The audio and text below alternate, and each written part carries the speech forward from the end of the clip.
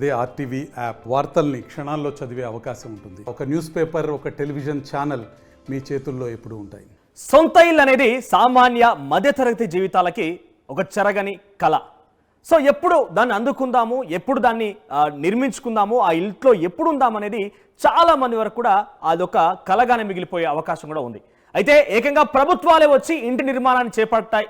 వాళ్ళకి ఒక సొంత ఇంటి కళ నెరవేరిస్తే వాళ్ళలో ఉన్నటువంటి ఆనందం వేరు. అయితే ప్రభుత్వాలు ఆ దిశగానే అప్పుడప్పుడు ప్రయత్నం చేస్తూ ఉంటాయి. అందులో భాగంగానే ఇందిరమ్మ ఇండ్లు. అయితే గతంలో మనం చూసాం, కాంగ్రెస్ పార్టీ ప్రభుత్వం అటు కేంద్రంలో రాష్ట్రంలో అధికారంలో ఉన్నప్పుడు ఇందిరమ్మ ఇండ్ల పేరిట చాలా వరకు ఈ సొంతింటి కళని సామాన్య మధ్యతరగతి జీవితాల్లో ఆ కళని నెరవేర్చే ప్రయత్నం చేశాయి. మరోసారి ఆ దిశగా ప్రయత్నం చేస్తున్నాయి. అంటే ఆ సొంతింటి కళను కూడా, అంటే గతంలో డబుల్ బెడ్రూమ్ ఇల్లు అంటూ గత ప్రభుత్వాలు ప్రయత్నం చేసినప్పటికీ ఎవరో అంటే ప్రభుత్వమే స్వయంగా నిర్మించి ఇచ్చినటువంటి ఇండ్లలో ఉండడం ఒకే ఎత్తు అయితే, వారే స్వయంగా తమకు ఇష్టం వచ్చినట్టుగా ఈ రకంగా ఇట్లా ఉండాలి ఇల్లు అనేది నిర్మించుకోవడం అంటే ఆ హ్యాపీనెస్ వేరే. అయితే ఇందిరమ్మ పథకం అలాంటిదే, ఇందిరమ్మ ఇండ్ల పథకం అలాంటిదే. స్వయంగా ఆ పేద మధ్యతరగతి ప్రజలే ఆ ఇల్లు నిర్మించేటువంటి బాధ్యత కూడా వారిదే.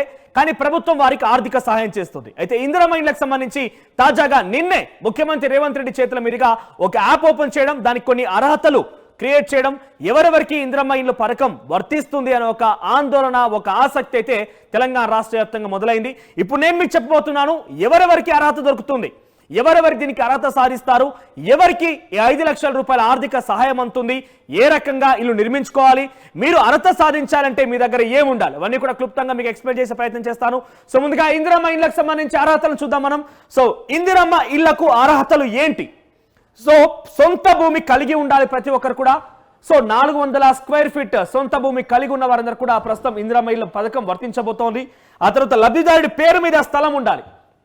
సొంత భూమి ఎవరైతే ఆయన అప్లికేషన్ పెట్టుకుంటున్నాడో ఆ వ్యక్తి పేరు మీద ఆ సొంత భూమి ఉండాలి. ఇక ప్రతి కుటుంబంలో మహిళల పేరు మీదే ఈ ఇందిరమ్మ ఇండ్ల పథకం రాబోతోంది. సో కాంగ్రెస్ పార్టీ ప్రభుత్వం అంటేనే ప్రతి చోట మహిళలకే పెద్దపీట వేస్తుంది. సో మహిళలకు పెద్దపీట వేయడం అంటే రేషన్ కార్డులో ఇంటి పెద్దగా వాళ్ళే ఉంటారు, ఏ పథకం వచ్చినా వాళ్ళ పేరు మీదే ప్రధానంగా వస్తూ ఉంటుంది. ఇక్కడ ఇందిరమ్మ ఇండ్లకు సంబంధించి కూడా వాళ్ళ పేరు మీదే ప్రధానంగా ఉంటుంది. ఇంకా ఉన్నాయి అర్హతలు. ఎస్, ఇక్కడ పన్నులు కట్టేవారు ఇందిరమ్మ ఇల్లు పథకానికి, ఇందిరమ్మ ఇంటి పథకానికి అనర్హులు. పన్నులు కట్టేవారు, ఐటీ పన్నులు కట్టేవారికి అర్హత ఉండదు. ఆ తర్వాత వ్యవసాయ యంత్ర పరికరాలు ఉన్నవారు, అంటే కొంత కార్ లాంటిది కానివ్వండి, ట్రాక్టర్, హార్వెస్టర్ ఈ మధ్యకాలంలో ఎక్కువ అయిపోతున్నాయి పల్లెల్లో కూడా.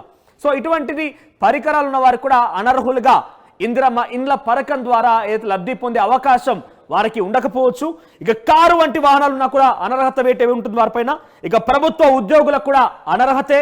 ఆ తర్వాత గతంలో ఇండ్ల పథకం అంటే గతంలో గత ప్రభుత్వాలు డబుల్ బెడ్రూమ్ లాంటిది కేటాయించిన, లేదంటే అంతకు మునుపు అంటే తెలంగాణ రాక మునుపు డబుల్ బెడ్రూమ్ ఇందిరమ్మ ఇండ్ల పథకం గతంలో కూడా కాంగ్రెస్ ప్రభుత్వంలో ఉండేది. కాబట్టి గతంలో ఇందిరమ్మ ఇండ్ల పథకం లాంటిది వర్తించిన వారికి ఆల్రెడీ ఆ సహాయం పొందినా కూడా ఇకపైన ఈ యొక్క పథకం వర్తించదు. ఇక నెక్స్ట్ మనం చూద్దాం ఇందిరమ్మ ఇండ్ల కోసం వచ్చిన దరఖాస్తులు.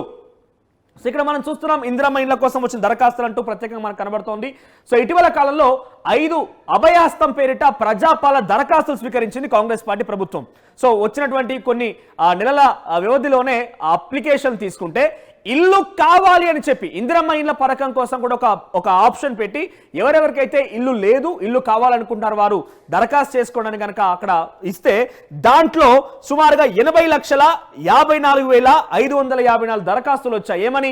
నాకు ఇల్లు లేదు, నాకు ఇల్లు కావాలని దరఖాస్తులు వచ్చినటువంటి సంఖ్య అది. అయితే దీంట్లో ఇప్పటివరకు గత ప్రభుత్వంలోనే అంటే కాంగ్రెస్ పార్టీ గతంలో ఉన్న సందర్భంలోనే ఇందిరమ్మ ఇండ్లు ఆల్రెడీ మంజూరైన వాళ్ళ సంఖ్య 12,72,019 మంది ఉన్నారు. దాంతో పాటు కొంతమంది డబుల్ బెడ్రూమ్లు కూడా కేటాయించబడింది. సో వీళ్ళందరూ కూడా ప్రస్తుతం ఆ సంఖ్య తగ్గిస్తే మరొక 30 లక్షల మంది, అయితే దీంట్లో 80 లక్షల్లో మరొక 30 లక్షల మందికి తెల్ల రేషన్ కార్డు లేదు. అంటే దీని అన్ని లెక్కల ప్రకారంగా చూస్తే కేవలం అర్హత పొందిన వారు ఎంత అయ్యా అంటే 41 లక్షల మంది మాత్రమే.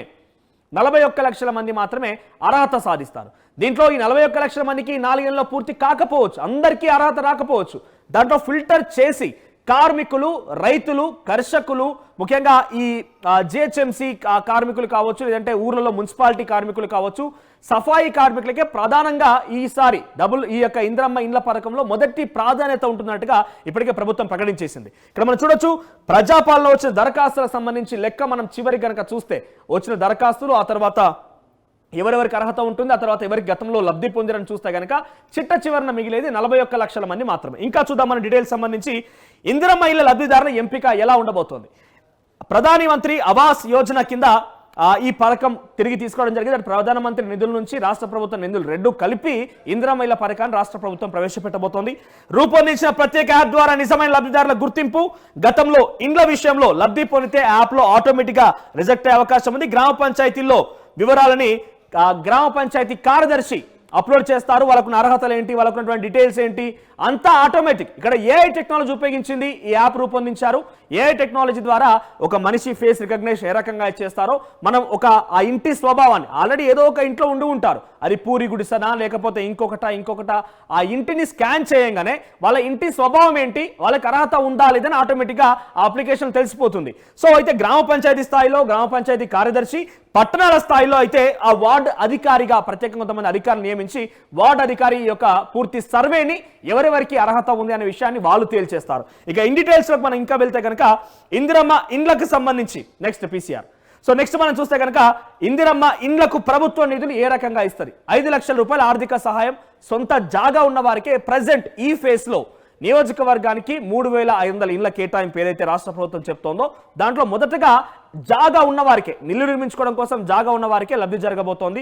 సో దాంట్లో ఎట్లా ఇస్తారు, 5 లక్షల రూపాయలు ఏ రకంగా ఇస్తారంటే మొదట కిటికీ స్థాయిలో కింద బేస్మెంట్ తీసుకొని ఆ బేస్మెంట్ నుంచి ఆ బేస్మెంట్ కన్స్ట్రక్షన్ అయిపోయి దానికి గోడలు పక్కన లేపేసి కిటికీ స్థాయికి వచ్చిన తర్వాత 1,75,000 రూపాయలు 1,75,000 రూపాయలు మొదటి విడతగా ఆ లబ్ధిదారికి చెల్లింపు చేస్తారు. ఆ తర్వాత స్లాబ్ పడిన తర్వాత పైన స్లాబ్ పడిన తర్వాత 1,25,000 రూపాయలు రెండవ విడతగా ఆయనకి ఇస్తారు. ఇక చివరిగా ఇల్లు పూర్తయ్యే తర్వాత 1,00,000 రూపాయలు. సో మొత్తం మీద ఇక్కడ 4 లక్షల రూపాయల వరకు అయితే లబ్ధిదారుని ఖాతాలో నేరుగా ఈ డబ్బంతా జమ అవుతుంది. ఇప్పటికే 4 లక్షల రూపాయలు 1,75,000 కిటికీ స్థాయిలో, ఆ తర్వాత 1,25,000 రూపాయలు స్లాబ్ పడిన తర్వాత, చివరిగా ఇల్లు పూర్తయిన తర్వాత 1,00,000 రూపాయలు, మొత్తం మీద 5 లక్షల రూపాయలు లబ్ధిదారునికి డైరెక్ట్ గా తన ఖాతాలో జమ అవుతుంది. విడతల వారీగా ఈ జమ ప్రక్రియ కొనసాగుతుంది. నెక్స్ట్ మొదట ఏడాది 4,50,000 ఇళ్ల నిర్మాణానికి రాష్ట్ర ప్రభుత్వం ప్రస్తుతం అయితే ముందుకు వెళ్తోంది. ప్రతి నియోజకవర్గానికి 3,500 ఇండ్ల చొప్పున ఈ మొదటి ఏడాది, అంటే ఆల్రెడీ ప్రభుత్వం ఏర్పాటు ఏడాది పూర్తయిపోయింది, ఇది మొదటి ఏడాదిగా భావించడానికి కేవలం 4 సంవత్సరాలు మాత్రమే ఉంది. ఏటా 4,50,000 మందికి లబ్ధిదారులకు అవకాశం కల్పిస్తామని చెప్తున్నారంటే మనకి ఇందాక మనం మాట్లాడుకున్నాం 41 లక్షల మందికి ఇల్లు లేకుండా ప్రభుత్వం లెక్కల ప్రకారంగానే తెల్ల రేషన్ కార్డు లేని వారు గతంలో లబ్ధి పొందిన వారిని డిలీట్ చేయగా 41 లక్షల మంది వస్తారు. మరి ఇక్కడ మనం చూస్తే ఏడాదికి 4,50,000 మందికే అర్హత సాధించే అవకాశం ఉందంటే 4 ఏళ్ల కాలంలో కేవలం 18 లక్షల మంది మాత్రమే, అంటే సగం కంటే తక్కువ మాత్రమే అర్హత పొందే అవకాశం ఉంటుంది. దాంట్లో ఇంకా సంవత్సరాలు పోయే కొద్దీ, ఏడాది మారిన కొద్దీ ఇంకా సంఖ్య పెరిగే అవకాశం ఉంటుంది, కానీ తగ్గే అవకాశం లేదు. అంటే అనుకున్న స్థాయిలో 4 ఏళ్లలో మొత్తం వాళ్ళు ఏదైతే రేషన్ కార్డు ప్రతి వ్యక్తికి మాత్రం ఇవ్వలేకపోవచ్చు. ఇక తొలి విడతలో నియోజకవర్గానికి 3,500 ఇండ్లు, 3,000 కోట్ల నిధులు ఇప్పటికే రాష్ట్ర ప్రభుత్వం దీనికోసం కేటాయించింది బడ్జెట్లో కూడా. ఇక 4 ఏళ్ల వరకు కొనసాగనున్న ఇండ్ల ప్రక్రియ. ఇక నెక్స్ట్ మనం చూద్దాం డిజైన్లకు సంబంధించిన అంశం కూడా. 3 డిజైన్లు నిర్మించారు. దాంట్లో ప్రక్కగా ఒక 2 గదులు, వంటగది, బాత్రూమ్ అయితే కామన్ గా ఉన్నాయి. ఒకసారి మనం డిజైన్ కూడా చూద్దాం. డిజైన్ నమూనాను కూడా రాష్ట్ర ప్రభుత్వం విడుదల చేసింది. ఒకసారి డిజైన్ ప్లీజ్. ఒకసారి ఇక్కడ చూస్తే ఇక్కడ మీరు చూడొచ్చు ఇళ్లకు సంబంధించిన స్థలంలో మీకు కనబడుతోంది. ఇక్కడ లెంత్ ఎక్కువగా ఉంది, ఇక్కడ వెడల్పు తక్కువగా ఉంది. సో లోతుగా ఉండి వెడల్పు తక్కువగా ఉన్నటువంటి నిర్మాణం ఆ ఇళ్లకు సంబంధించి డిజైన్ మనం చూస్తే కనుక ఇక్కడ మీరు చూడండి, ఇది కిచెన్, ఇది హాల్ రూమ్, ఇది బెడ్రూమ్, అటాచ్డ్ వాష్రూమ్ ఒకటి, ఆ తర్వాత జనరల్ బయట నుంచి ఇటువైపు నుంచి బయట నుంచి ఇంకొక వాష్రూమ్. సో 2 వాష్రూమ్లు ఉన్నాయి. అట్ ద సేమ్ టైం ఒక హాల్, ఒక కిచెన్, బెడ్రూమ్. ఇది ఒకవేళ కనుక మీకున్న జాగా కనుక పొడవుగా ఉండి వెడల్పు తక్కువగా ఉంటే ఈ నమూనా ప్రకారంగా ఇల్లు నిర్మించుకోవచ్చు అనేది రాష్ట్ర ప్రభుత్వం చెప్తున్నటువంటి ఒక నమూనా. నెక్స్ట్ మనం చూద్దాం ఇంకొకటి. ఎస్ సార్, నెక్స్ట్ ఇక్కడ చూస్తే ఇది స్క్వేర్. సో కంప్లీట్ స్క్వేర్ ఇది. సో దీంట్లో మనం చూడొచ్చు 2 బెడ్రూమ్లు వచ్చాయి. ఇది 400 స్క్వేర్ యార్డ్ కంటే ఎక్కువగా ఉన్నవారు, 400 స్క్వేర్ యార్డ్ కంటే ఎక్కువగా ఉన్నవారు ఏంటంటే 2 బెడ్రూమ్లు, ఒక కిచెన్, ఒక హాల్.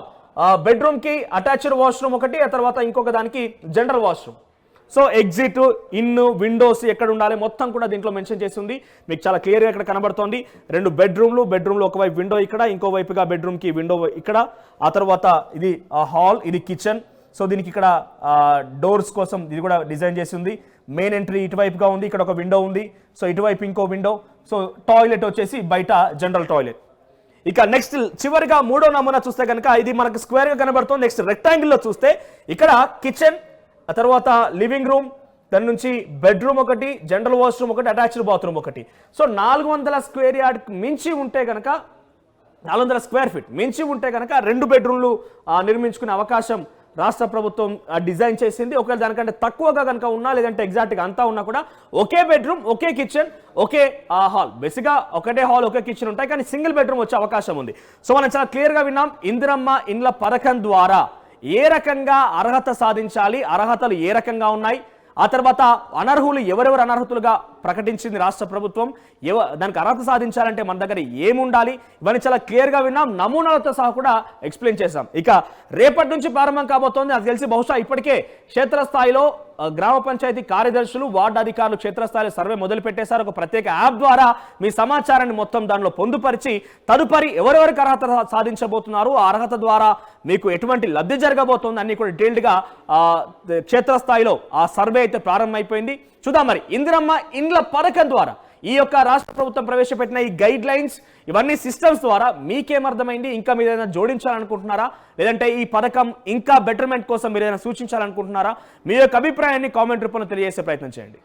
మరిన్ని వీడియోస్ కోసం ఛానల్ ని సబ్స్క్రైబ్ చేయండి. లేటెస్ట్ అప్డేట్స్ కోసం వాట్సాప్ ఛానల్ ని ఫాలో అవ్వండి. ఆ లింక్ డిస్క్రిప్షన్ లో ఉంది.